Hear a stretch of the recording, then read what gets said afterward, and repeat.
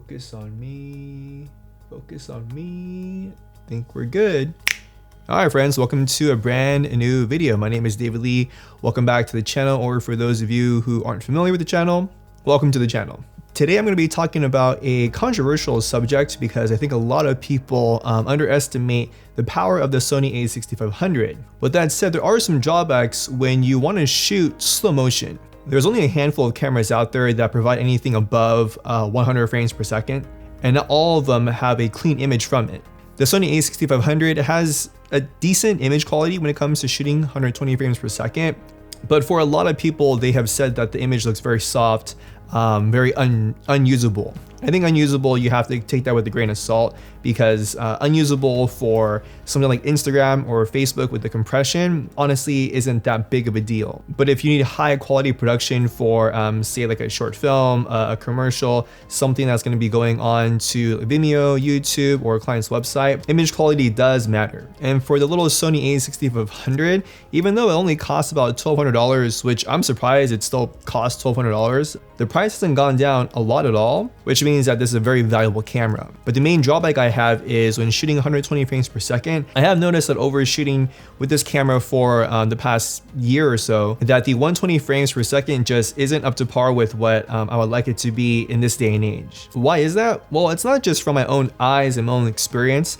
I'm going to give you the 3 reasons why the 120 frames per second isn't as great as you think it would be. So number 1 comes to the data rate, or the bit rate. We all know that the higher the bit rate, the more data that the camera can actually collect and save into its codec. With that said, the 120 frames per second, you have 2 options. One of them is to conform the footage in camera to, say 23 or 24 frames per second using Sony's S&Q or slow and quick feature. Now, all that does is that so you don't have to go into your editing software and conform the footage from 120p to say 23976 or 2425p. But when you do that, you get a 12 megabit per second data rate, which is like, I think my iPhone 7 Plus shoots higher than that. You might get a little bit higher, just kind of depends on what you're shooting or what's going on.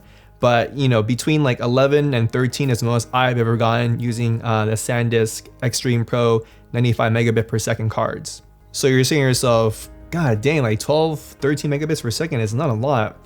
Is there anything you can do? And yes, there is. The second thing you can do is, instead of using S&Q, is manually go into your settings and make sure that you have 120 frames per second set.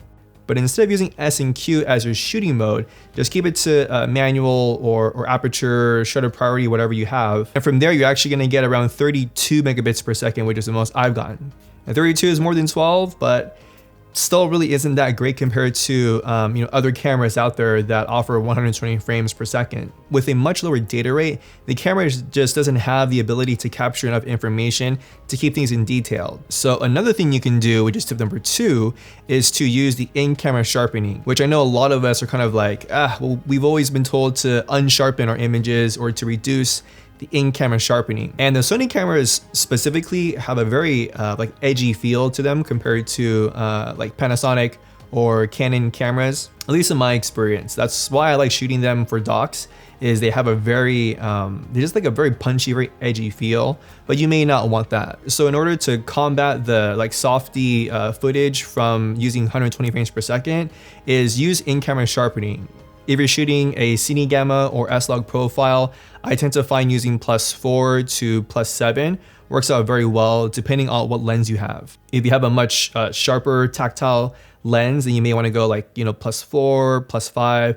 If you're using a softer lens, say like the Sony 18 to 105, then you would want to go to honestly like +7. If you're using no picture profile, then you can do, I think you can leave it at 0 or set it to +1 to +3, again depending on what lens you have. Now with the third tip, what I found is that instead of shooting 120 frames per second, I like to shoot 60 frames per second, and it's something that I've recently switched to. Why is that? Well, 120 frames per second adds a 2.2x crop to the image. And since it does that, it doesn't use the full width of the Super 35 sensor. And to test that, if you have the Sony A6500, I'm gonna go into the menu of the Sony A6500, and it'll actually show that when you use 60 frames per second, you'll see Super 35 like hyphenated onto it, which means that it's actually using the full width of the sensor and not a cropped version of the sensor. That means you're gonna get at least a little bit more detail, but the data rate's still low. You know, you're still getting around 45 to 50, 55 megabits per second. That's still much higher than using the 120 frames per second. Now I still do add a little bit of post sharpening.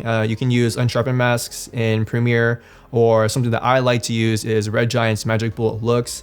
It's like a 20, 30 plugin thing in one, which is really cool. Use it for color grading, and they have an option in there called Pop, which basically adds a little bit of sharpening to your image. So if you're looking at buying this guy, the Sony A6500, anytime this year, just know that when you're shooting 120 frames per second, that you're gonna be battling with a very soft looking image, and you have to use in-camera sharpening and then some post sharpening, which may not be really a part of your workflow, but it's something that I've kind of had to like adapt to it.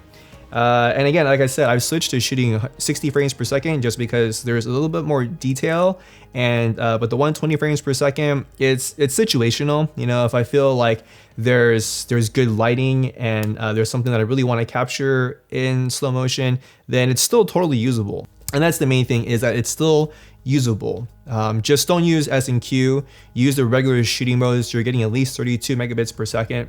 Transcode your footage to ProRes HQ, LT, whichever you have. And I think you'll find the image coming from this guy still very, very good, very, very usable. But leave a comment down below. Let me know what cameras you guys are using to shoot 120 frames per second. If it's the Sony A6300, maybe it's your iPhone. I'm just kind of curious as far as what hardware you guys are using. If you liked the video, please leave it a thumbs up.